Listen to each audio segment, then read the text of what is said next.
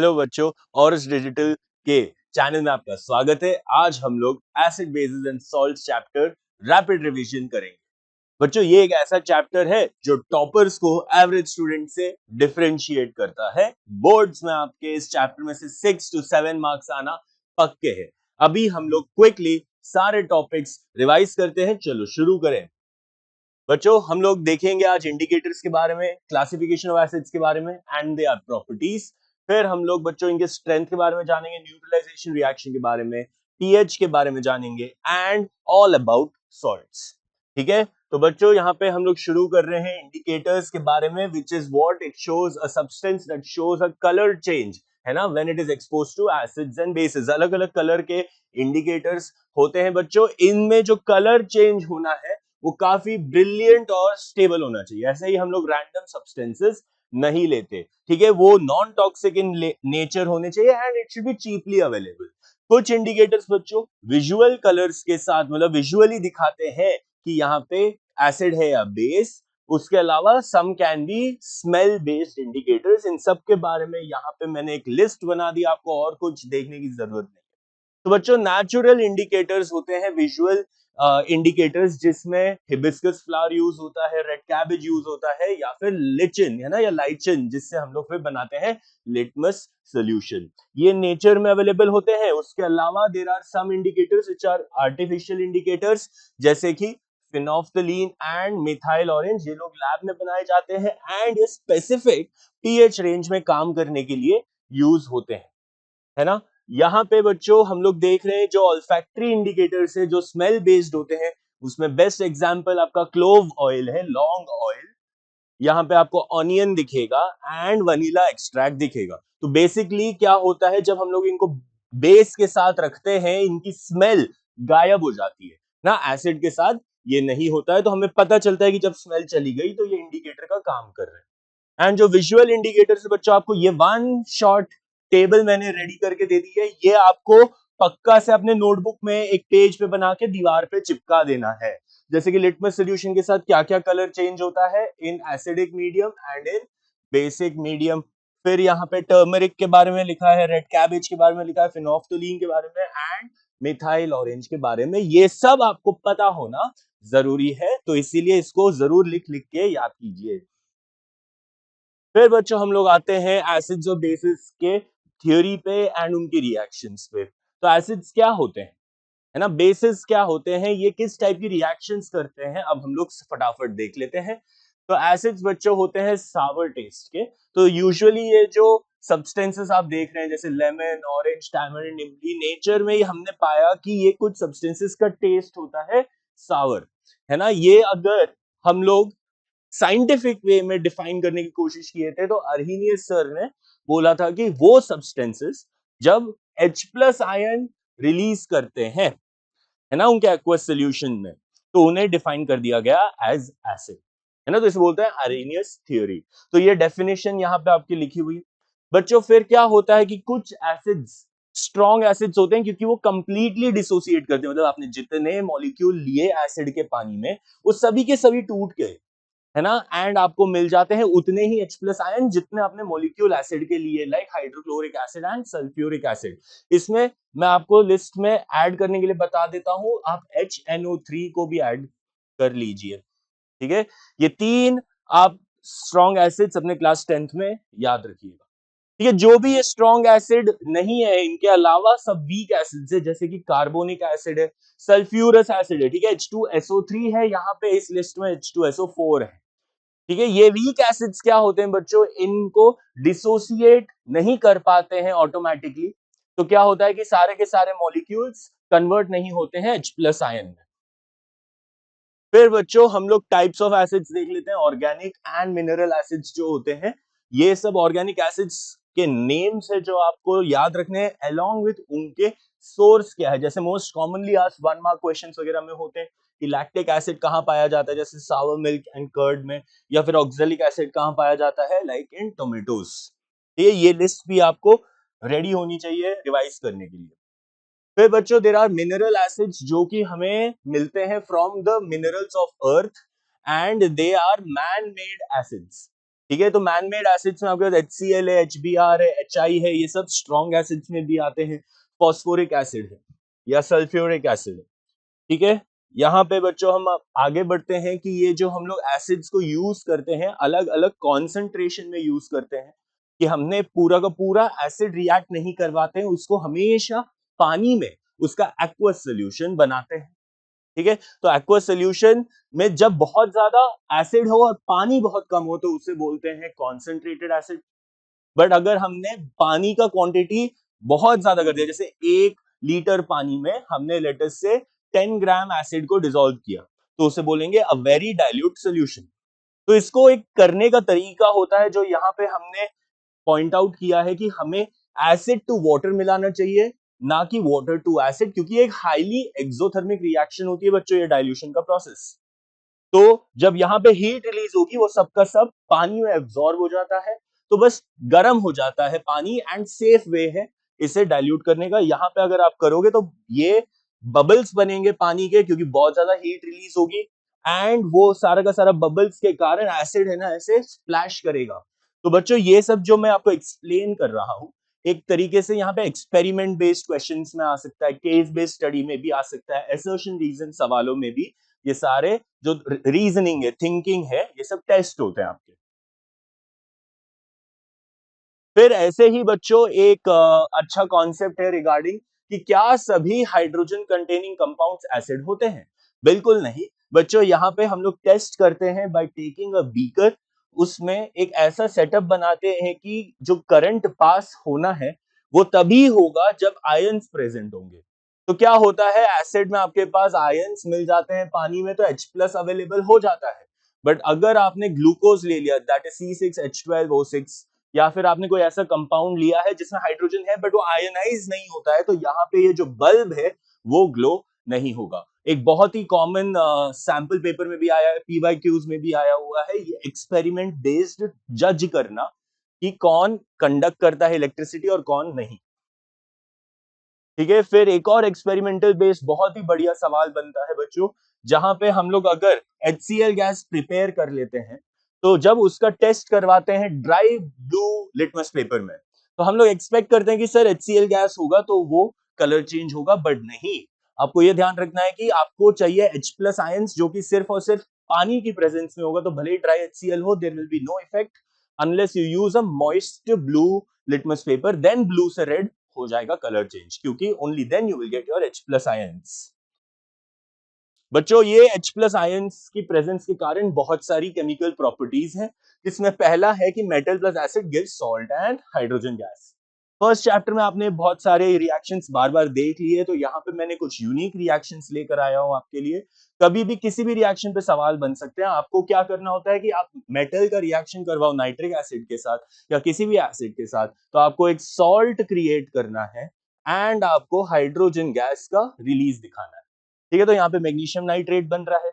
इस रिएक्शन में बच्चों आयरन HCl के साथ रिएक्ट कर रहा है, तो ये एक एक्वस सोल्यूशन बन रहा है FeCl2 का। यहाँ पे आयरन की चार्ज +2 है, तो ये फेरस क्लोराइड बनेगा एंड हाइड्रोजन गैस रिलीज होगी। इस हाइड्रोजन गैस को टेस्ट करने के लिए कौन सा टेस्ट है, you know it, pop sound test. यहाँ पे बच्चों हम लोग मेटल का कार्बोनेट लेंगे, समथिंग लाइक Na2CO3, जिसका रिएक्शन करवा रहे हैं एसिड से, हमेशा कार्बन डाइऑक्साइड गैस रिलीज होगी एंड एक सॉल्ट क्रिएट होगा एंड पानी का मॉलिक्यूल। सिमिलरली आप देख सकते हो, अगर हमने मेटल बाइकार्बोनेट ले लिया, मेटल बाइकार्बोनेट क्या होता है बच्चों, ये HCO3 का एनायन होना चाहिए। इसका जब रिएक्शन होगा HCl के साथ, सिमिलर प्रोडक्ट्स बनेंगे, सेम प्रोडक्ट्स बनेंगे। ठीक है, बस कार्बोनेट है एक जगह और एक जगह है बाइकार्बोनेट। इस कार्बन डाइऑक्साइड को टेस्ट करने के लिए पता नहीं ये सवाल जो है दो रिएक्शन के हजारों बार आ गए।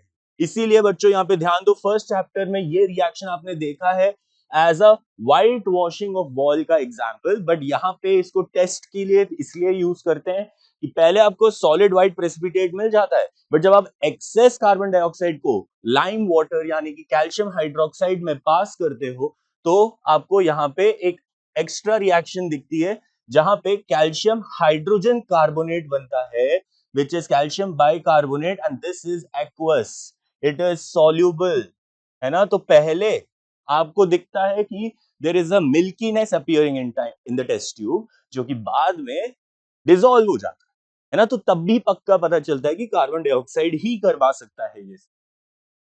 लेट अस कंटिन्यू बच्चों की ये जो मेटालिक ऑक्साइड्स हैं, ये एसिड के साथ कैसे रिएक्ट करते हैं, क्योंकि इनका नेचर बेसिक होता है, तो ये एसिड के साथ salt and water he create करते हैं। तो इधर कॉपर ऑक्साइड की रिएक्शन जब हो रही है तो CuCl2 बन रहा है प्लस वाटर, एंड यहाँ पे magnesium oxide again basic in nature है बच्चों, तो वो जब सल्फ्यूरिक एसिड के साथ रिएक्ट कर रहा है तो मैग्नीशियम सल्फेट आपको मिल जाएगा प्लस वाटर। एक जो रिएक्शन हमेशा याद रखोगे 90% चांस है आने के, वो है ये वाली रिएक्शंस, चैप्टर 2 में भी है, चैप्टर 3 में भी है, जहां पे ये जो मेटल्स है बच्चों, जिंक एंड एल्यूमिनियम की रिएक्शन करवाते हैं सोडियम हाइड्रोक्साइड से। ठीक है, ये यूजुअली दूसरे मेटल्स नहीं देते हैं। ठीक है, इन्हीं दो मेटल्स के साथ आप बेस के साथ रिएक्शन करवाओगे, जो सेम हाइड्रोजन गैस यहाँ पे रिलीज होगी। और ये दो फॉर्मूला बच्चों sodium zincate and sodium aluminate के याद रख लेना। ये रिएक्शन होती है on heating after a long time. ठीक है, बहुत कम बबल्स दिखते हैं, तो हीट करो लॉन्ग टाइम तक, तब ये पॉसिबल। अब हम लोग आ जाते हैं कि सर ये जब एसिड बेसिस की रिएक्शंस करवा रहे हैं, आपने बात की थी बीच में कि कोई है स्ट्रॉन्ग या वीक एसिड, तो सर इसका नंबर कैसे पता चलेगा, मतलब कि कितना स्ट्रॉन्ग है या कितना वीक है। तो उसके लिए आया एक स्केल कॉल्ड पीएच। इसको बच्चों हमें ये समझना है कि it measures the concentration of H plus ions in the solution. मतलब पीएच का वैल्यू कम हो जाता है जब H प्लस आयन की कंसेंट्रेशन ज्यादा है। तो हम लोग जब एसिड को देखते हैं तो उसका पीएच 0 to 7 वेरी करेगा। जैसे कि आप यहां देखोगे कि 0 to 7 में एसिड आ जाता है, और स्ट्रॉन्ग एसिड होता है बच्चों 0 से 3.5 रेंज का, एंड वीक एसिड होता है 3.5 से 7। न्यूट्रल सोल्यूशन बच्चों 7 रहेगा एट 25 डिग्री सेल्सियस। फिर वैसे ही बेसिक या स्ट्रांगली अल्कलाइन सोल्यूशन हो जाता है जब हम लोग पहुंचते हैं 14 नंबर तक। ठीक है, यहां पे क्या हो रहा है, हाइड्रोक्साइड आयंस का कंसंट्रेशन बढ़ रहा है। That is how bases are defined, right.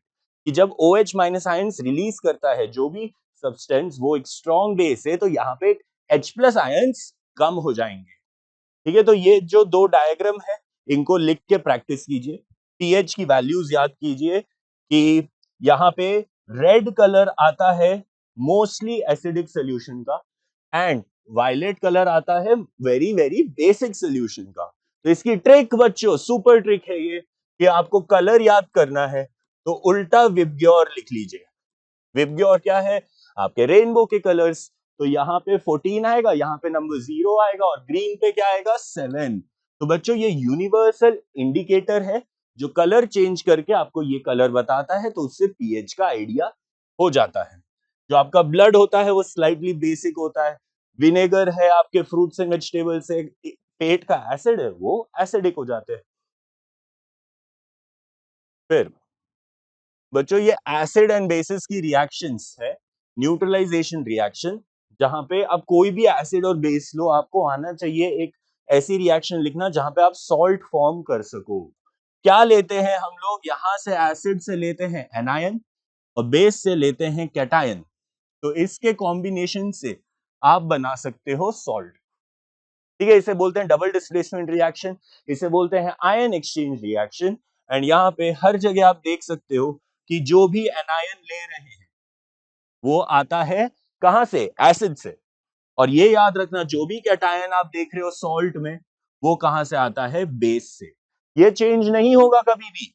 ठीक है, तो प्लीज रिमेंबर कि आप जो भी एसिड लो उसका एनायन बनाओ। एंड ये सोडियम एसीटेट लिखने का तरीका यही है, पहले बोलते हैं सोडियम, पर उसको लिखते हैं फॉर्मूला में लेटर। तो हम लोग बच्चों ये जो पीएच का एप्लीकेशन करते हैं डेली लाइफ में, उसमें आप देख सकते हो self defence in plants and animals, जैसे कुछ एंड्स हैं, उनका पीएच जब वो स्टिंग करते हैं हमें, या बीज हमें स्टिंग करती है तो एसिड रिलीज करती है बॉडी में। तो उसको हम कैसे ठीक करते हैं, उस पर टूथपेस्ट रब करके, है ना। जब हमें वास्प स्टिंग करता है उसमें अल्कलाइन स्टिंग होता है, तो उसका ऑपोजिट सोल्यूशन होगा, ये याद रखना, है ना। फिर प्लांट्स कुछ होते हैं जिनको छूने से हमें खुजली होने लगती है क्योंकि उनके सरफेस पे एसिड की कोटिंग होती है। फिर जब फार्मर्स फर्टिलाइजर्स यूज करते हैं अलग अलग depending on the pH of their soil, वो टेस्ट करते हैं कि पीएच हमारा ज्यादा एसिडिक है तो हम लोग क्विक लाइम यूज करेंगे सॉइल को ठीक करने के लिए एंड खाना उगाने के लिए। ठीक है, फिर हमारे स्टमक में भी एसिड होता है, वो कभी अगर ज्यादा हो जाता है तो हमें एंटासिड खाना पड़ता है। फिर टूथ डीके होता है बच्चों, जब रोज रात को है ना हम लोग वो खाते हैं, मीठा खा के सोते हैं तो दांत खराब होने लगते हैं, तो उसको ठीक करने के लिए toothpaste is basic in nature. तो बच्चों ये कुछ पीएच इन एवरीडे लाइफ के एग्जांपल्स है, तो इनमें जरूर आप ये एग्जांपल्स को रिवाइज कीजिए। तो बच्चों ये जो सॉल्ट्स हम लोग फॉर्म करते हैं, इसमें यही टेक्निक आपको याद रखनी है कि कोई भी नाम आ जाए सॉल्ट का, उससे आपको ये फॉर्मूला लिखना आना चाहिए। तो जैसे कि आपके पास पोटेशियम है और सल्फेट है, तो इनकी वैलेंसी अगर आपको पता होगी तो उसमें क्रॉस मल्टीप्लाई करके आप ये फॉर्मूला लिख सकते हैं। हमेशा सल्फेट के फॉर्मूला में बस सल्फेट की वैलेंसी 2 है, सामने जो भी कैटायन आएगा उसकी वैलेंसी के हिसाब से फॉर्मूला बनेगा। ठीक है, यहाँ पे मैंने बहुत सारे सोडियम के भी लिखे हैं और नीचे एक अमोनियम कैटायन के भी 2 सॉल्ट लिखे हैं। जरा देखना, फॉस्फेट की वैलेंसी 3 होती है तो यहाँ पे NH4 होल थ्राइस हो जाएगा। बच्चों क्या है कि हम लोग अभी जस्ट देखे कि बहुत सारे सल्फेट के सॉल्ट्स है या फिर बहुत सारे सोडियम के सॉल्ट्स है, तो इनको हम लोग क्लासिफाई कर दिए एज फैमिली ऑफ सॉल्ट्स, कि जो भी सोडियम हाइड्रोक्साइड यूज करके हम लोग बनाएंगे सॉल्ट तो उसे बोल देंगे सोडियम सॉल्ट, है ना। अब यहाँ पे देख सकते हो कि ये सोडियम सॉल्ट होते हैं जब भी आपने यूज किया NaOH, क्योंकि वो कैटायन तो कॉमन हो गया, फाइन। तो अगर हमने पोटेशियम हाइड्रोक्साइड यूज कर लिया तो उसे हम बोल देंगे पोटेशियम सॉल्ट्स, क्योंकि वहां पे मोस्ट कॉमन कैटायन हो गया potassium in all the salts. On the other hand अगर आपने कोई हाइड्रोक्लोरिक एसिड यूज किया है सॉल्ट बनाने के लिए तो हमेशा आपको एनायन क्या दिखेगा, क्लोराइड आयन, तो उसको हमने नाम दे दिया क्लोराइड सॉल्ट्स। तो सिमिलरली अगर सल्फ्यूरिक एसिड यूज किया है तो सल्फेट दिखेगा, विच इज आपको पता है SO4 2-। ठीक है, तो ये बच्चों सॉल्ट्स अलग अलग कलर के बनते हैं बाय बार बार मिक्स करने से डिफरेंट एसिड्स एंड बेसिस। बच्चों ये एक टॉपिक है जो काफी इंपॉर्टेंट है, जहां पे हम लोग जब स्ट्रॉन्ग एसिड मिक्स करते हैं स्ट्रॉन्ग बेस से तो सॉल्ट बनता है सपोज NaCl। तो इसको जब हम लोग पानी में डिसॉल्व करते हैं तो ये न्यूट्रल सॉल्ट होता है, क्योंकि एसिड और बेस एक दूसरे को खत्म कर देते हैं। पर सपोज बच्चों एक साइड स्ट्रॉन्ग एसिड है एंड एक साइड वीक बेस है, तो आपको कोई सॉल्ट मिलेगा सपोज NH4Cl। यहाँ पे एसिड बेस पे भारी हो जाता है, तो जब इसको हम लोग डिसॉल्व करते हैं पानी में तो पीएच हो जाता है <7, मतलब एसिड की तरफ। अगला एग्जाम्पल आप देख सकते हो यहाँ पे सोडियम एसीटेट का। ये कहां से आता है, सोडियम सोडियम हाइड्रोक्साइड से, जो कि एक स्ट्रॉन्ग बेस है, इसलिए यहाँ पे पीएच हो जाएगा <7। बच्चों इन सवालों को करने के लिए आपको आना चाहिए किसी भी सॉल्ट को तोड़ना और उसके parent acid and parent base का फॉर्मूला लिखना। फिर आपको ये याद रखना है कि ये स्ट्रॉन्ग एसिड की लिस्ट में आता है, ये बेस स्ट्रॉन्ग बेस की लिस्ट में आता है कि नहीं। तो ये सारे सवाल आप बढ़िया वे में कर सकते हो। एंड जो टॉपिक बच्चों है ना सभी टॉपिक से डिफरेंशिएट करता है वो है सॉल्ट्स। ठीक है, ये कुछ कॉमन सॉल्ट्स है बच्चों, है ना, कॉमनली यूज्ड सॉल्ट्स है एंड सबसे कॉमन सॉल्ट उसमें है आपका NaCl। ठीक है, इसका कॉमन नेम है common salt end of course इसका केमिकल नेम है सोडियम क्लोराइड। इसका यूज करके बच्चों बहुत सारे कंपाउंड्स बनते हैं, जिसमें पहला मोस्ट इंपॉर्टेंट है सोडियम हाइड्रोक्साइड या फिर उसे बोलते हैं कॉस्टिक सोडा। ये टेबल भी आपको अपने घर पे बनानी है बच्चों और बोर्ड पे अपने घर पे दीवार पे इसे चिपकाना है, और ये फॉर्मूला सारे names, common names and structures आपको याद करने हैं। यहाँ पे आप नोटिस करिएगा कि जब भी ये 10H2O वगैरह आ रहा है तो इसे हम लोग यहाँ पे डेकाहाइड्रेट के फॉर्म में लिख रहे हैं। यहाँ पे जैसे हाफ H2O आ रहा है तो उसे हेमीहाइड्रेट लिख रहे हैं, है ना। कभी अगर 5H2O आ जाएगा तो उसे पेंटाहाइड्रेट लिखेंगे, राइट। यहाँ पे बच्चों एक कॉमन डाउट होता है मोस्टली स्टूडेंट्स को कि वॉशिंग सोडा का रियल फॉर्मूला क्या है। तो बच्चों वॉशिंग सोडा का actual formula is this 10H2O वाला, और विदाउट दैट उसे वॉशिंग सोडा हम नहीं बोलेंगे। तो अब ये एक एक करके हम लोग बच्चों इसकी इंपॉर्टेंट पॉइंट्स देख लेते हैं। तो सबसे पहले सोडियम क्लोराइड हम लोग ओशन से निकालते हैं, ड्राई करते हैं बड़े बड़े खेतों में जहां पे हमें इम्प्योर सॉल्ट मिलता है, फिर उसे प्यूरिफाई करके आपके घरों में पैकेट्स में आपको मिल जाता है। या फिर हिमालयन सॉल्ट आपने सुना होगा, लाइक रॉक सॉल्ट भी बोलते हैं इसे, पहाड़ों में जो सॉल्ट जमा होता है उसमें माइनिंग करके ये निकलता है। फिर ये निकालने के बाद बच्चों घर पे हम अलग अलग वे में सॉल्ट्स को यूज करते हैं, जिसमें फैक्ट्री में सॉल्ट का एक बहुत इंपॉर्टेंट यूज है टू मैन्युफैक्चर ऑफ NaOH। ठीक है, इसको मैन्युफैक्चर करने के लिए क्लोर एल्कली प्रोसेस पूरा का पूरा बच्चों पढ़ो, और इसमें अब ये देखोगे कि जब हम लोग ये NaCl का एक्वा सोल्यूशन लेते हैं, इसे बोला जाता है ब्राइन सोल्यूशन। ब्राइन सोल्यूशन लिया तो ये NaCl प्लस वाटर में हम लोग करते हैं इलेक्ट्रोलिसिस। तो ये एनोड जो पॉजिटिवली चार्ज होता है वहां पे बनता है क्लोरीन गैस। ठीक है, कैथोड जो नेगेटिवली चार्ज होता है वहां पे बनता है H2 गैस। ठीक है, एंड नॉर्मली हमें brine containing NaOH as a main product मिल जाता है। तो ये इलेक्ट्रोलिसिस के बच्चों डायग्राम याद रखो, यहाँ पे कौन कौन से प्रोडक्ट कहाँ मैन्युफैक्चर हो रहे हैं ये याद रखो, एंड डेफिनेटली दो दो यूजेस इन सारे प्रोडक्ट्स के आपको पता होने चाहिए। नेक्स्ट इंपॉर्टेंट सॉल्ट है आपका बेकिंग सोडा। ठीक है, बढ़िया बढ़िया केक्स बनाते हैं हम लोग बच्चों घर पे जो एकदम फ्लफी होते हैं, वो बनाने के लिए यूज करते हैं बेकिंग सोडा, बट उसको मैन्युफैक्चर करने का तरीका कुछ साल पहले सॉल्वॉय सर ने दिया था। ठीक है, उसके बाद दुनिया क्या बढ़िया चेंज हुई, हर जगह ये यूज होने लग गया है। इसमें एक क्लॉटी रिएक्शन है बच्चों, जहां पे मैंने नोटिस किया है 4 रिएक्टेंट याद रखने। ठीक है, carbon dioxide, water, ammonia and sodium chloride. हाँ बच्चों, sodium chloride is the main salt जो बहुत सारी रिएक्शंस में यूज होता है। NaHCO3 आपको मिल गया है, यही आपका बेकिंग सोडा है। ठीक है, बेकिंग सोडा से हम लोग बच्चों बेकिंग पाउडर मैन्युफैक्चर करते हैं, वो यूज करते हैं हम लोग केक्स एंड ब्रेड वगैरह बनाने में। बट इसी से बच्चों हम लोग फिर मैन्युफैक्चर करते हैं वॉशिंग सोडा। कैसे? NaCO3 को जब हम लोग हीट करेंगे तो डीकॉम्पोजिशन रिएक्शन होगी। डीकॉम्पोजिशन रिएक्शन से आपको Na2CO3 और CO2 तो मिल ही जाएगा, फिर आपको उसमें पानी ऐड करना है ताकि आपको मिल जाए sodium carbonate decahydrate. This is your washing soda. ठीक है, ये तो बच्चों ड्राई है, नॉर्मल सोडियम कार्बोनेट है। तो ये 3 रिएक्शन आपको याद रखनी है ताकि आपको फुल मार्क्स मिले। अगर आपसे क्वेश्चन आता है what is the manufacturing process of washing soda. Washing soda के यूजेस क्या है कि उसे glass, soap and paper industry में इस्तेमाल करते हैं, फिर उसे मैन्युफैक्चरिंग ऑफ बोरैक्स में इस्तेमाल करते हैं। क्लीनिंग एजेंट है बच्चों, अलग अलग जगह क्लीनिंग है ना, आप यूज कर सकते हो, एक सस्ता प्रोडक्ट होता है ये, है ना। घर में अलग अलग क्लीनिंग एजेंट एक्चुअली बाद में आए हैं दुनिया में, ऑफ कोर्स सबसे पहला पुराना कॉमन क्लीनिंग एजेंट था वॉशिंग सोडा, इसलिए इसका नाम है NO2CO3.NH2O का। ठीक है, एंड एक इंपॉर्टेंट यूज है इसका, it is use for removing permanent hardness of water.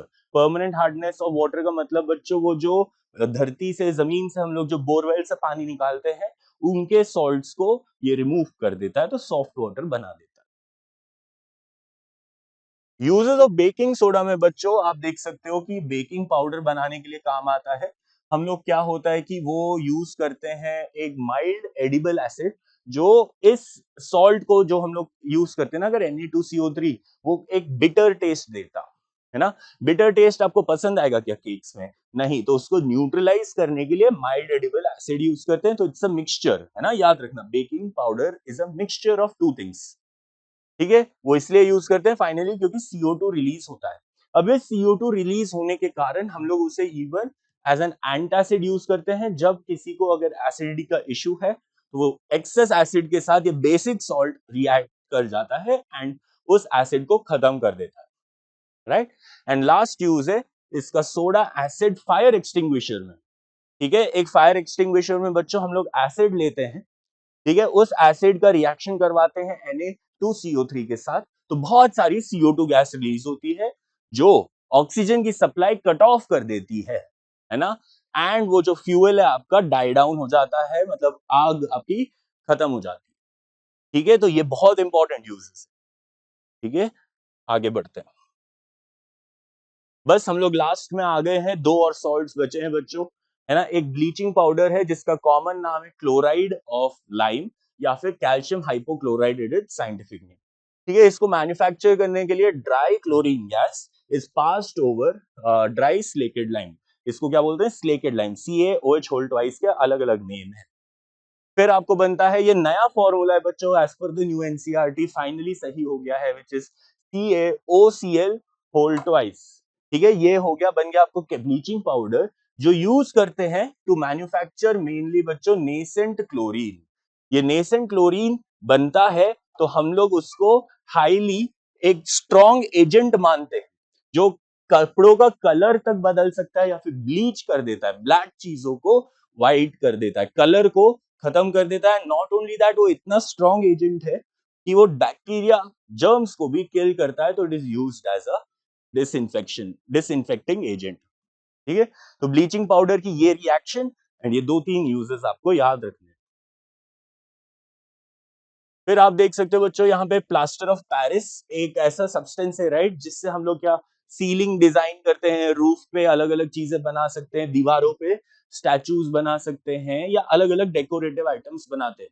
It is also use है ना प्लास्टर ऑफ पेरिस, जब फ्रैक्चर हो जाता है तो जो व्हाइट व्हाइट रंग का हाथ में पैर में एक हार्ड सब्सटेंस बना हुआ रहता है, वो एक्चुअली उसकी शुरुआत होती है पाउडर से, और वो पाउडर बनाने के लिए हम लोग यूज करते हैं जिप्सम।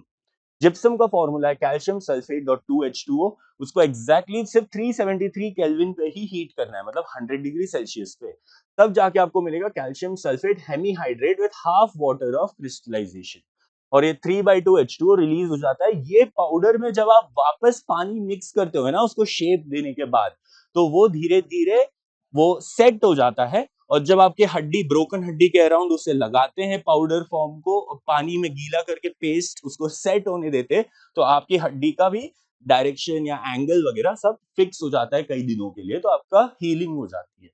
इसीलिए ये प्लास्टर ऑफ पेरिस जो भी आपको शेप देना है चीजों को, पाउडर को गीला करो, पेस्ट सूखने के बाद हार्ड हो जाता है। ठीक है, तो इसका सोर्स है जिप्सम। एंड बच्चों, ये जो पानी को हीट करके हम लोग रिलीज करवा देते हैं, उस पानी को बोलते हैं, किसी भी सॉल्ट में ये रहता है वाटर ऑफ क्रिस्टलाइजेशन।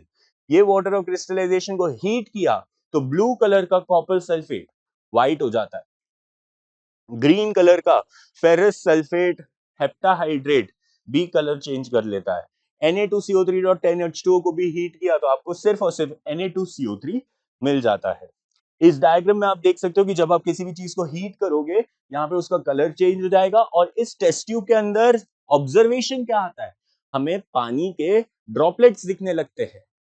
अब यही पानी के ड्रॉपलेट्स वापस इंट्रोड्यूस कर दो, ठीक है, तो आप वापस आपको वही कलर ऑफ द सॉल्ट मिल जाएगा। मतलब ये जो एनहाइड्रस सॉल्ट है, इसे क्या बोलते हैं बच्चों? इन सबको anhydrous salts.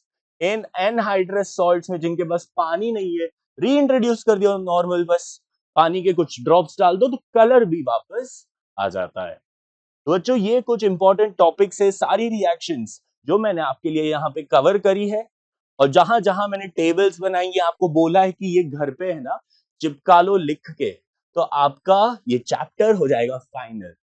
Class 10 board exams में अच्छा कीजिए, बार बार केमिस्ट्री के सभी टॉपिक्स को लिख लिख के रिवाइज कीजिए, है ना। हर कुछ दिनों में एक चैप्टर को री रिवाइज कीजिए, और ये वीडियो देखिए कि कभी कहीं पे भी अगर कुछ मिस हो गया है तो उसको पढ़ लीजिए।